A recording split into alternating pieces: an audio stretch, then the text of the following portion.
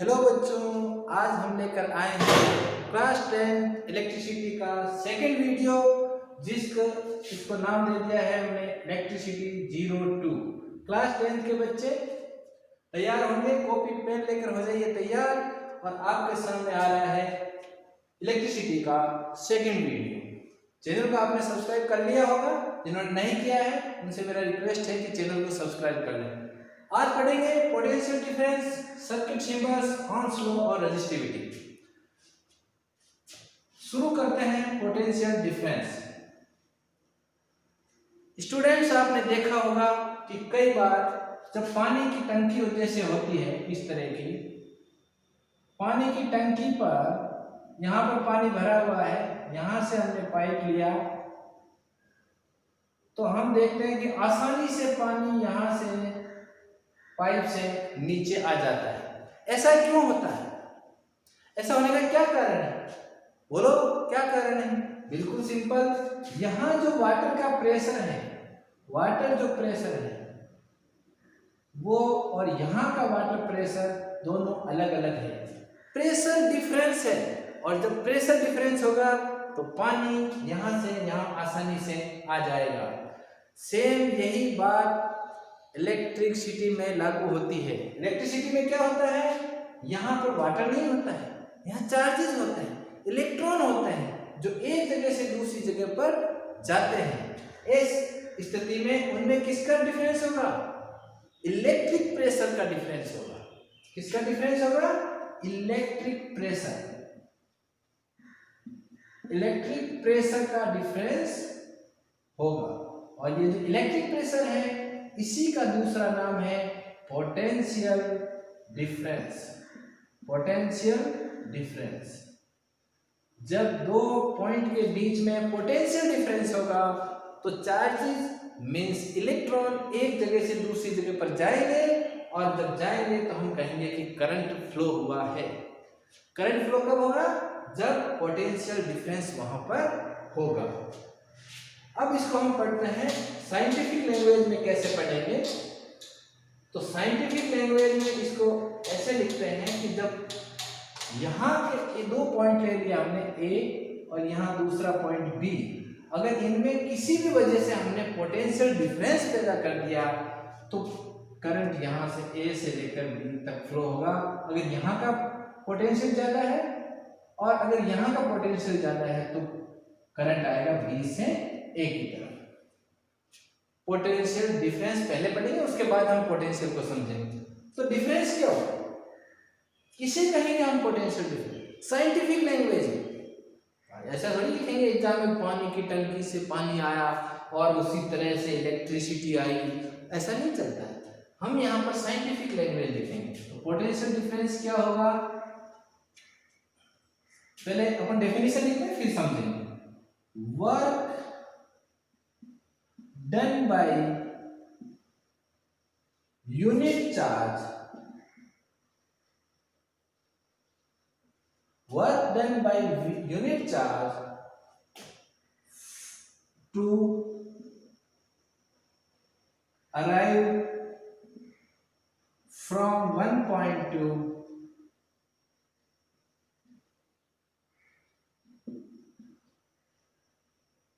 Second point या other point. एक point से दूसरे पॉइंट तक किसी भी यूनिट चार्ज को अगर हम लाएंगे, एक कूलम चार्ज को अगर हम यहां से यहां तक लाएंगे तो जितना वर्क डन होगा वो होगा पोटेंशियल डिफरेंस के equal. Correct? Work done by unit charge. वैसे तो यूनिट चार्ज पे क्या हो, यूनिट, इसको हम ऐसे लिखें, work done of 8 unit charge, क्योंकि यूनिट चार्ज हम ला रहे तो काम तो हम कर रहे हैं, जितना काम उसके ऊपर किया। अब यूनिट चार्ज हो या ना हो, दूसरा भी हो सकता है, 2 कूलम भी चार्ज हो सकता है। तो ऐसी स्थिति से बचने के लिए हम कैसे इसको फॉर्मूला के रूप में जब लिखेंगे तो पोटेंशियल डिफरेंस, जिसको हम V से डिनोट करेंगे, V क्या है? Potential difference. V जो होगा वो work done by unit charge, यानी मैं यहाँ लिख देता हूँ Q, जितना भी होगा उससे डिवाइड कर देंगे तो यूनिट चार्ज के रूप में आ जाएगा। तो फॉर्मूला क्या हो गया अपना? V is equal to W/Q। W क्या है? Work done at unit charge. क्योंकि उसको लाए तो यहाँ अराइव की जगह हमने कर दिया ब्रिंग। देखो बड़े आराम से हमने इसको समझ लिया। Work done at unit charge to bring one point to another point. Unit charge को जब एक पॉइंट से दूसरे पॉइंट पर लाएंगे तो जो उसके अंदर वर्क डन होगा वही उस पोटेंशियल डिफरेंस के इक्वल होगा। तो ये हो गया आपका वर्क डन W और Q हो गया आपका चार्ज। अब देखो मैं इसे अगर यूनिट निकालना चाहूं तो पोटेंशियल डिफरेंस को हम वोल्ट से डिनोट करते हैं। किससे डिनोट करते हैं? वोल्ट से। एक वोल्ट किसके बराबर होगा? इसकी जो यूनिट है वो वोल्ट है, तो एक वोल्ट किसके बराबर होगा? Work done. वर्क की यूनिट क्या होती है? जूल अपॉन चार्ज की कूलम। यानी एक वोल्ट बराबर इक्वल होगा किसके? 1 जूल अपॉन 1 कूलम। यानी अगर 1 कूलम चार्ज को लाने में 1 जूल वर्क करना पड़ा, ऐसी स्थिति में जो पोटेंशियल डिफरेंस है वो क्या होगा? 1 वोल्ट। तो स्टूडेंट्स ये हो गया आपका पोटेंशियल डिफरेंस। पोटेंशियल क्या होता है आप इसको प्रेशर के रूप में समझे, फील करें तो ज्यादा बेटर है। बाकी पोटेंशियल हम आगे पढ़ेंगे जब आगे क्लास में जाएंगे। अभी आप केवल ये समझिए, क्योंकि ये क्या होता है इलेक्ट्रिक फील्ड के बाहर से जब हम किसी चार्ज को वहां पर लाते हैं तो उसे कहा जाता है। तो ये आपको अभी आपके सिलेबस में भी नहीं है, तो हम आगे की क्लासेस में पढ़ेंगे। अभी आपको पढ़ना है potential difference. Potential difference work done at unit charge, एक यूनिट चार्ज पर किया गया वर्क। तो ये पोटेंशियल डिफरेंस आपका कंप्लीट हो गया। यूनिट क्या होगी इसकी? वोल्ट। That's all. अब हम आते हैं सर्किट सिंबल्स पे। पिछले वीडियो में जिन बच्चों ने उसको गौर से देखा है वो समझेंगे इस चीज को कि हमने पढ़ा था कि सर्किट कैसे बनाते हैं। एक दो हमने उसमें सिंबल भी यूज किए थे, रिकॉल करो। और जो बच्चे पहली बार इस वीडियो को देख रहे हैं पिछला वीडियो भी देखें ताकि उनको ये चीजें समझ में आ सके। आज हम पढ़ेंगे केवल सिंबल्स। सिंबल्स कौन कौन से कैसे डिनोट करते हैं। तो देखो बच्चों शुरू करें। पहला सिंबल है, मैं दिखा देता हूं, सेल। तो सेल हमने उस सर्किट में दिखाया भी था, मैंने आपको बताया था। ऐसा सिंबल होता है, ऐसा सिंबल होता है, एक बड़ी लाइन एक छोटी लाइन। बड़ी लाइन किसको डिनोट करती है? पॉजिटिव टर्मिनल, छोटी लाइन नेगेटिव। तो ये सेल को दिखाने का तरीका है। दो टर्मिनल होते हैं पॉजिटिव और नेगेटिव, तो ये सेल क्या काम आता है? सेल उस पोटेंशियल डिफरेंस को पैदा करने के काम आता है। जैसे कोई ये मान लो वायर है, कंडक्टर है, इसके अगर मैं यहाँ पर सेल लगा दूंगा तो इससे क्या होगा कि इस साइड का जो पोटेंशियल है वो ज्यादा हो जाएगा। यहाँ पोटेंशियल ज्यादा हो जाएगा, यहाँ कम है तो इसके अंदर करंट फ्लो होगा अगर ये सर्किट आपका कंप्लीट है।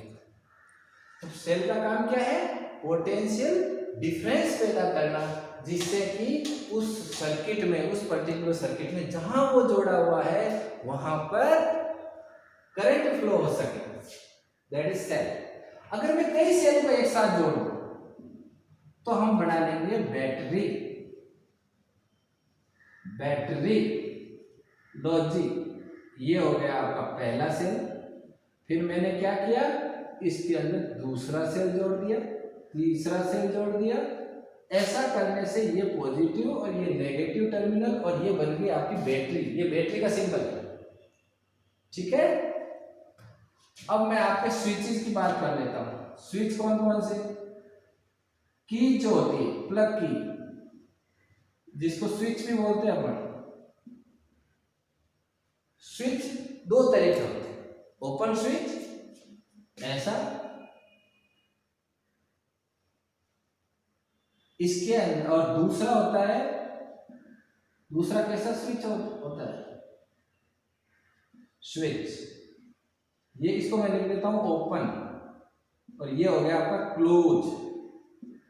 ओपन जब होगा तो यहाँ पर इस तरह का होगा, और जब क्लोज होगा तो इसके बीच में एक पॉइंट हम लगा देंगे। पॉइंट लगाने का मतलब ये क्लोज है। अब यहाँ पर सर्किट जुड़ा हुआ है, यानी इसमें से करंट फ्लो हो सकता है, इसमें से करंट फ्लो हो सकता है। और ये जो ओपन है इसके अंदर यहाँ पॉइंट नहीं है, इसका मतलब इसमें से करंट फ्लो नहीं हो सकता।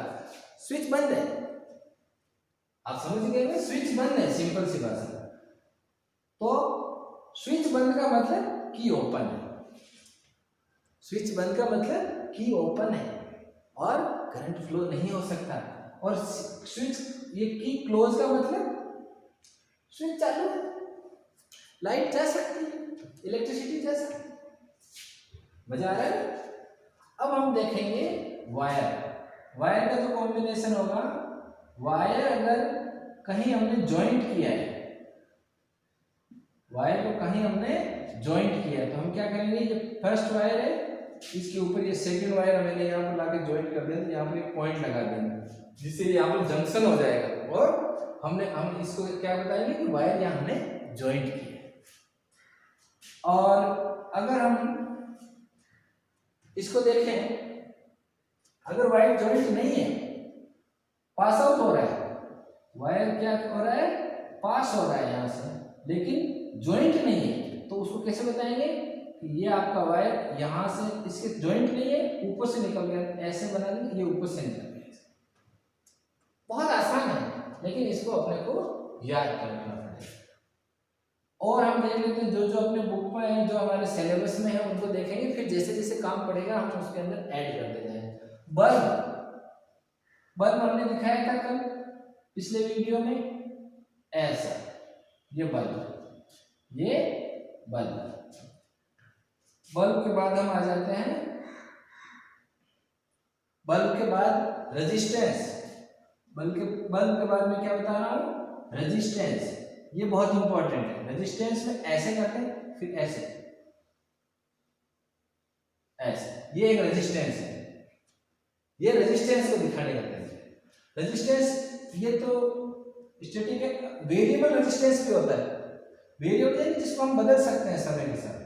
कहीं मान लो आपको काम करते समय जरूरत पड़ी कि यार नहीं, अब मेरे को थोड़ा रेजिस्टेंस चेंज करना है, तो हम उसे बोलते हैं वेरिएबल रेजिस्टेंस, वेरिएबल रेजिस्टेंस। और इसके अंदर जो एपरेटस काम में आता है उसको बोलते हैं rheostat.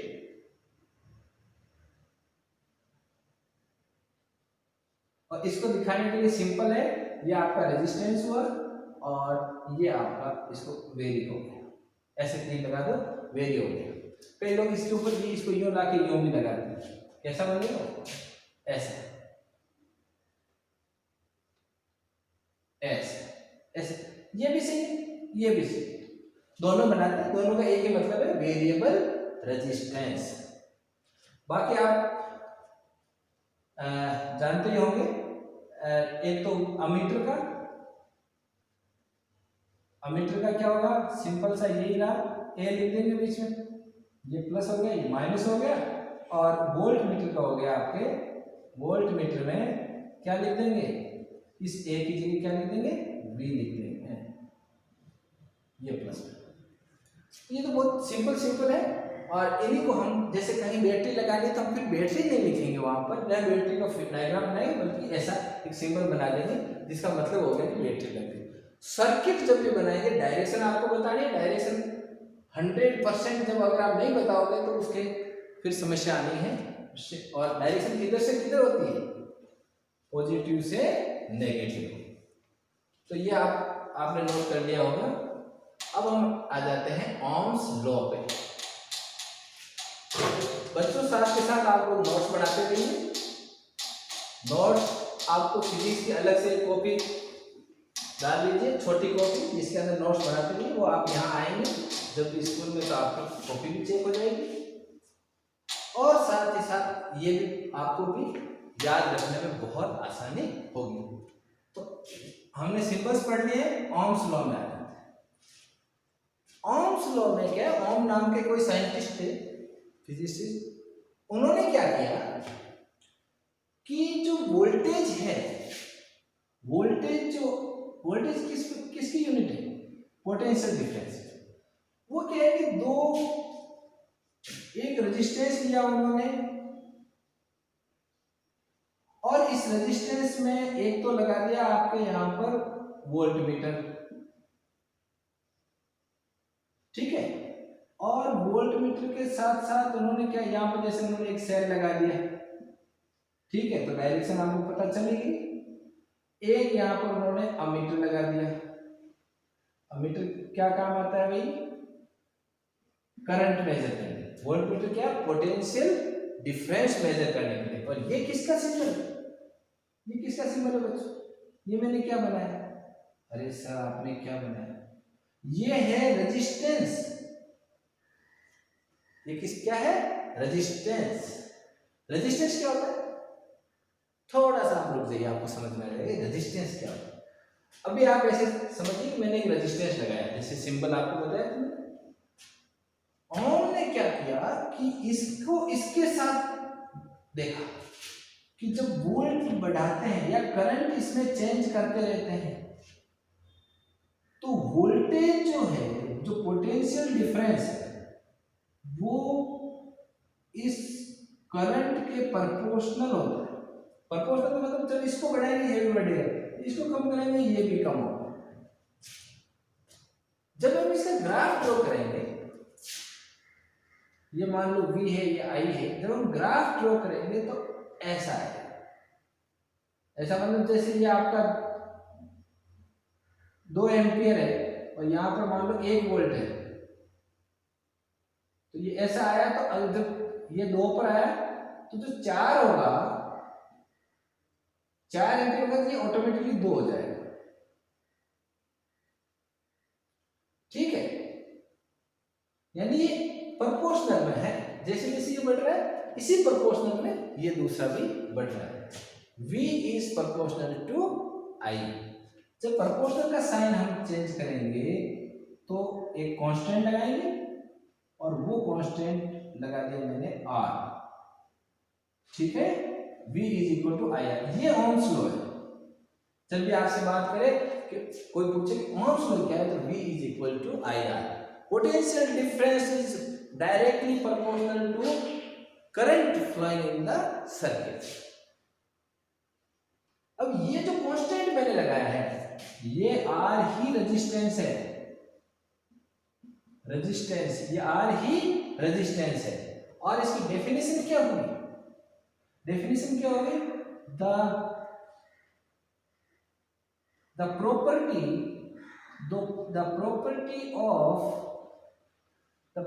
of a conductor or whatever it is substance, the property of a substance to resist the flow of current लिखते चाहे आप चार्ज लिखते। चार्ज जब फ्लो होते हैं, इलेक्ट्रॉन जब फ्लो होते हैं, तो उसके अंदर जो उसको रेजिस्ट करने की प्रॉपर्टी है, कितना रेजिस्टेंस, क्या अमाउंट में वो उसका विरोध करता है, वही रेजिस्टेंस है, ठीक है, वही रेजिस्टेंस। ये इसकी डेफिनेशन हो गई। V equal to I R आपका ओम्स लॉ हो गया। V जानते हैं potential difference, I current, R resistance. तो ये उन्होंने एक्टिविटी की और ओम ने ये आपका इसको लॉ दिया V equal to I R. ये इसका ग्राफ है। मान लो कभी कोई पूछ ले कि भाई V और I के बीच में क्या ग्राफ होगा, तो डायरेक्टली प्रोपोर्शनल है, तो बिल्कुल बीच में से सीधा इसको जाएगा। ये आपका हो गया ओम्स लॉ। अब लास्ट टॉपिक है, आज का पॉइंट है, और वो है रेजिस्टिविटी। देखो बहुत सिंपल चीजें मैंने बताई है। थोड़ा आज हम तेज चले हैं, लेकिन अब आप लोग कमेंट बॉक्स में लिखकर मुझे बताएंगे कि आपको समझ में आया या नहीं आया, क्या चीज़ समझ में नहीं आई, वो भी आप मुझे जरूर बताएंगे, ताकि आने वाले वीडियोज में उसको मैं शामिल कर सकूं, रिकॉल कर सकूं। तो लास्ट हम इसके ऊपर जा रहे हैं रेजिस्टिविटी में। इसको समझने के लिए हम बिल्कुल सिंपली समझ रहे हैं क्या, कि ये जो रेजिस्टेंस है, रेजिस्टेंस का मतलब हुआ कि उसके अंदर क्या क्या आपको ऑब्स्टेकल आया, क्या बाधा आई, वही उसकी जो अमाउंट है वही रेजिस्टेंस है। अब मैं ये रेजिस्टेंस डिपेंड किस पे करता है, ये रेजिस्टेंस डिपेंड करता है, जैसे मान लो मैंने एक वायर लिया है, आप सिंपली इसको समझिए, ये एक वायर है, इतना बड़ा मोटा वायर नहीं होता है, लेकिन मैंने क्या है इसको ऐसे ले लिया, ऐसा वायर सिलेंड्रिकल होता है वायर, ऐसा वायर है। अब इसके अंदर जो रेजिस्टेंस है वो किस पर डिपेंड करता है, वो डिपेंड करता है एक तो उसकी लेंथ,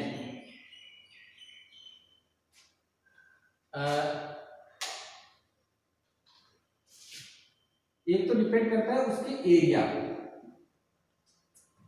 एरिया किसका, क्रॉस सेक्शन, ये क्या है, एरिया ऑफ क्रॉस सेक्शन,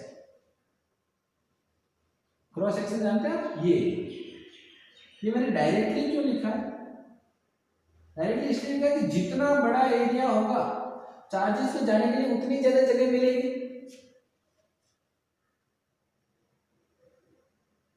तो चार्जेस को जाने के लिए जब ज्यादा जगह मिलेगी तो बाधा कम होगी। भाई जब अपन चलते हैं तो रेजिस्टेंस कम होता है, तो हम क्या है, जितना चौड़ा रास्ता उतना ही आसानी से चलते हैं। तो ये मैंने सही लिखा है क्या, इसको देखो आप, मैंने सही लिखा है क्या, जब एरिया ज्यादा होगा तो रेजिस्टेंस कम होगा या ज्यादा होगा। आप ऐसे मान लो आपको 2 किलोमीटर जाना है, एक जगह तो आपको पतली सी गली है, एक जगह चौड़ी गली है, बड़ी चौड़ी 60 फीट की रोड है, कैसे आप आसानी से जाओगे, जब चौड़ी, यानी एरिया ज्यादा रेजिस्टेंस कम, यानी मैंने यहाँ पर ये ए ऐसे नहीं लिखकर मुझे ऐसे लिखना चाहिए, समझ में आया, जितना एरिया ज्यादा उतना ही रेजिस्टेंस कम, रेजिस्टेंस का मतलब बाधा, परेशानी, परेशानी कम, जितना चौड़ा रास्ता उतना ही कम परेशानी। दूसरा ये रेजिस्टेंस किस पे डिपेंड करता है, ये किस पे डिपेंड करता है, लेंथ पे। मैंने आपको बताया लेंथ ऑफ द कंडक्टर। आप बताओ जितना लंबा रास्ता, जितना लंबा रास्ता, क्या परेशानी उतनी ज्यादा आनी है, बिल्कुल आनी है। थोड़े दूर 5 मीटर जाना है और 1 किलोमीटर जाना है, 5 मीटर तो जल्दी से चले जाएंगे, 1 किलोमीटर जाने में ज्यादा टाइम लगेगा, तो रेजिस्टेंस उतना ही ज्यादा होगा। तो मैं यहाँ पर लिख देता हूँ L, रेजिस्टेंस उतना ही ज्यादा होगा। अगर मैं इन दोनों को शामिल कर लूं तो R प्रोपोर्शनल होगा L/A, L ऊपर आएगा, A नीचे आएगा, और इस प्रोपोर्शनल के साइन को अगर मैं हटाकर इक्वल टू का लगाऊं तो यहाँ जो कांस्टेंट लगेगा उसे बोलते हैं रो, ये इस तरह rho L/A। What is rho, rho is resistivity, resistivity, resistivity, resistivity ये हर फिक्स होती है हर चीज की। जैसे मान लो कॉपर है, कॉपर की रेजिस्टिविटी फिक्स है, 20 डिग्री टेम्परेचर होगा तो इतनी होगी भाई, फिर कहीं पर भी अपन जब भी उस कॉपर को काम में लेंगे 20 डिग्री में उतनी होगी।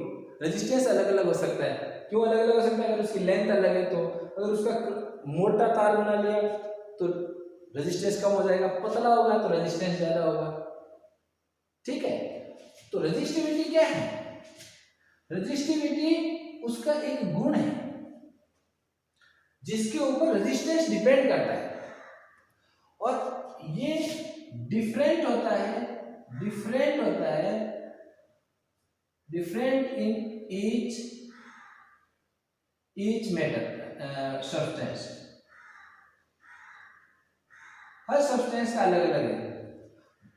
अगर कंडक्टर है तो रेजिस्टिविटी कम होगी, अगर मान लीजिए कंडक्टर नहीं, अगर वो इंसुलेटर है तो बहुत ज्यादा होगा, इंसुलेटर की बहुत ज्यादा रेजिस्टिविटी, जब ये रेजिस्टिविटी ज्यादा होगी तो रेजिस्टेंस ज्यादा होगा, रेजिस्टेंस ज्यादा होगा तो करंट फ्लो नहीं होगा। अरे भाई सिंपल है, अगर रेजिस्टिविटी कम है तो रेजिस्टेंस भी कम होगा, कम होगा तो आसानी से करंट फ्लो होगा, और जब आसानी से करंट फ्लो होगा तो रेजिस्टेंस को हम क्या कहेंगे, कम है। और अगर रेजिस्टिविटी ज्यादा है तो रेजिस्टेंस ज्यादा है, जब रेजिस्टेंस ज्यादा है तो आसानी से फ्लो नहीं होगा, जब करंट फ्लो नहीं होगा तो उसे हम इंसुलेटर कहते हैं। समझ में आया आपको रेजिस्टिविटी, रेजिस्टिविटी एक नेचर है उसकी, उस पर्टिकुलर चीज की, नाइक्रोम है उसकी रेजिस्टिविटी अलग होगी, कॉपर की रेजिस्टिविटी अलग होगी, फिक्स होती है इनकी रेजिस्टिविटी। रेजिस्टेंस परिस्थिति के हिसाब से बदल सकता है, रेजिस्टिविटी केवल टेम्परेचर से बदलती है, अलग अलग टेम्परेचर पे अलग अलग होगी। रेजिस्टेंस जब ये बदलेगी तो रेजिस्टेंस भी बदलेगा टेम्परेचर पे, लेकिन इसके अलावा लेंथ और एरिया पर भी डिपेंड करता है, वहां क्या सिचुएशन है, किस तरह का सर्किट है, उस पर भी डिपेंड करता है। तो आज हमने क्या क्या पढ़ा है, potential difference, circuit symbols, Ohm's law और रेजिस्टिविटी।